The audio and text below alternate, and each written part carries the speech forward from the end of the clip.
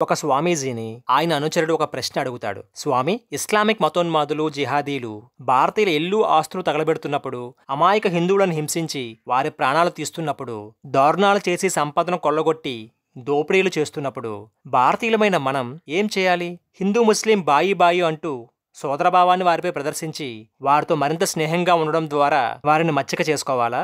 లేదా ఆ భగవంతుడిని ధ్యానం భక్తితో ప్రార్థించి ఇస్లామిక్ మతోన్మాదుల మనసు మార్చమని ఆ స్వామిని వేడుకోవాలా? లేదా ఇస్లామిక్ మతోన్మాదులు చొరబాటుదారులు దాడి చేస్తున్నారు కాబట్టి మనం ఉంటున్న ఈ ప్రాంతాన్ని ఖాళీ చేసి వేరే ప్రాంతానికి పారిపోవడం మంచిదంటారా?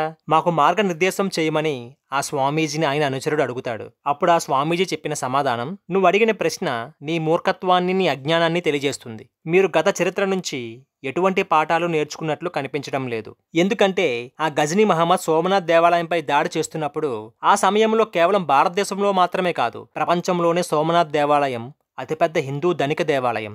ఆ కాలంలో కేవలం సోమనాథ్ దేవాలయంలోనే 1200 మంది పూజారులు స్వామివారి ఆలయంలో ఉండేవారు. నిత్యం దీపదూప నైవేద్యాలు, అన్న సమారాధనలు, ఉత్సవాలు, భగవద్ధ్యానం, కీర్తనల గానంతో చాలా నిష్ఠగా మహాదేవుణ్ణి ఆరాధించేవారు. ఒకరోజు దుర్మార్గుడు, దుష్టుడు, కురూపి అయిన ఆ గజనీ మహమ్మద్ సోమనాథ్ ఆలయంపై దాడి చేసి ఆలయంలో ఉన్న మూల విరాట్ను నాశనం చేయడానికి వస్తున్నాడనే విషయం ఆలయ అర్చకులకు సమాచారం అందుతుంది. కానీ ఆలయ అర్చకులు, పూజారులు మాత్రం శివనామ స్మరణతో రాత్రి పగలు అనే తేడా లేకుండా స్వామివారిని నిత్యం పూజిస్తూ దీపదూప నైవేద్యాలతో, నిత్యాగ్నిహోత్రాలతో భగవంతుని ఆరాధనలో మనం నిమగ్నమై ఉన్నాం కాబట్టి ఆ భగవంతుడే మనల్ని రక్షించడానికి ఏదైనా ఏర్పాటు చేస్తాడని, తన భక్తులను తనే రక్షించుకుంటాడని, తన భక్తుల బాధ్యత తనదే అనే భావంతో అర్చకులు ఉండిపోతారు. నీచుడైన గజనీ మహమ్మద్ సోమనాథ్ ఆలయాన్ని సమీపించే రోజు రానే వచ్చింది. అప్పటికీ కూడా ఆలయ పూజారులు తమను రక్షించే ఏర్పాటు భగవంతుడే చేస్తాడని శివుణ్ణి పూజిస్తూ నిరాయుధులై ఉంటారు. కానీ వారి రక్షణకు ఎటువంటి ఏర్పాట్లు చేయబడలేదు. దాని ఫలితంగా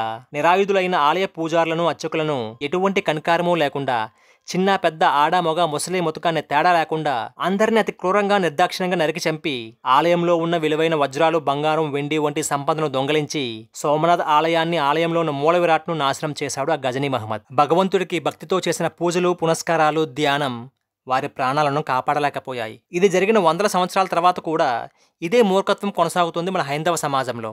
మన సనాతన ధర్మంలో చెప్పబడిన పురాణ పురుషుల చరిత్రల నుంచి, మహానుభావుల జీవితాల నుంచి మనం ఏమీ నేర్చుకున్నట్లు కనిపించడం లేదు. దుష్టుల హృదయాలను మార్చగలిగే శక్తి ధ్యానానికి, పూజకి ఉన్నట్లయితే ఆ శ్రీరామచంద్రుడు ఎప్పుడూ తన దగ్గర విల్లంబులను, బాణాలను ఉంచుకోవాల్సిన అవసరం ఉండేది కాదు.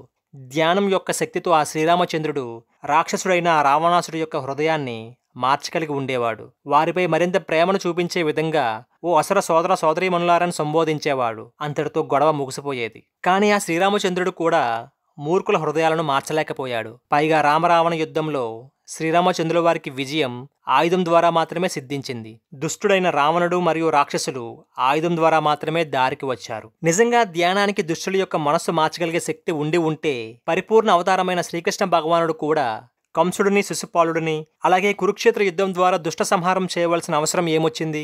ధ్యానం, భక్తి, ప్రేమ ద్వారా వారి మనసు మార్చగలిగి ఉండేవాడు కదా.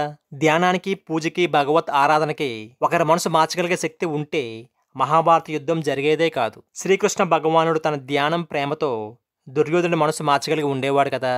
పైగా యుద్ధం చేయలేనని నిరాశ నిస్పృహతో అడవులకు వెళ్లి ధ్యానం, తపస్సు చేసుకుంటానని యుద్ధం మధ్యలో వెళ్ళిపోవాలనుకున్న అర్జునుడి మనసు మార్చి మళ్లీ యుద్ధరంగంలో నిలిపేవాడు కాదు కదా.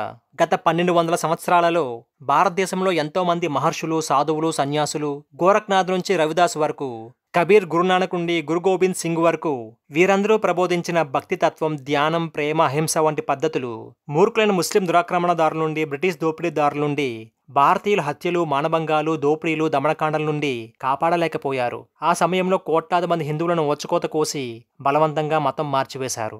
ధ్యానం, భక్తి, భగవత్ ఆరాధన, సోదరభావాన్ని ప్రదర్శించడం వంటి పద్ధతులు కేవలం ఒక వ్యక్తి యొక్క సొంత చైతన్యాన్ని మాత్రమే మార్చగలదని స్పష్టమవుతోంది. మన భౌతిక దేహాన్ని, ఆస్తులను, సాంప్రదాయాలను, సంస్కృతిని మనమే రక్షించుకోవాలి. అప్పటి కాలంలో సోమనాథ్ ఆలయంలో ఉన్న 1200 మంది పూజారులు తమ ప్రాణాలను వృధాగా పోగొట్టుకోకుండా ముస్లిం సైన్యంపై తిరగబడి యుద్ధం చేసి ఉంటే, లేదా సోమనాథ్ ఆలయాన్ని కాపాడే ప్రయత్నమైన సోమనాథ్ జ్యోతిర్లింగాన్ని ఎక్కడైనా తరలించి ఉంటే, లేదా ప్రజల్లో చైతన్యాన్ని తీసుకువచ్చి వారిలో ధైర్యాన్ని నింపి ప్రతి పౌరుడిని ఒక పోరాట యోధుడిగా మార్చి ఉంటే సోమనాథ ఆలయం ధ్వంసం కాకుండా ఉండేది. మరలా మనం పునర్నిర్మించుకోవాల్సిన అవసరం వచ్చేది కాదు.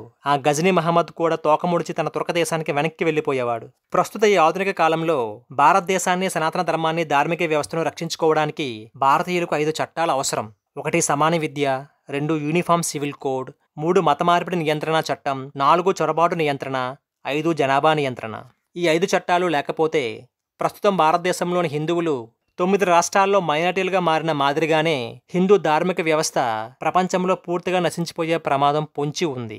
ఎటువంటి కార్యాన్ని సాధించాలన్నా హిందువుల మద్దతు లేకుండా అది సాధ్యం కాదు. ధర్మరక్షణ కోసం పోరాటం చేస్తున్న హిందుత్వ న్యూస్ ఛానల్ని ఆదరించండి. వీలైనంత ఎక్కువ మందికి ఈ సమాచారం చేరేలాగా షేర్ చేయండి. మీ అమూల్యమైన సలహాలను కామెంట్ల రూపంలో తెలియజేయండి. జై హింద్.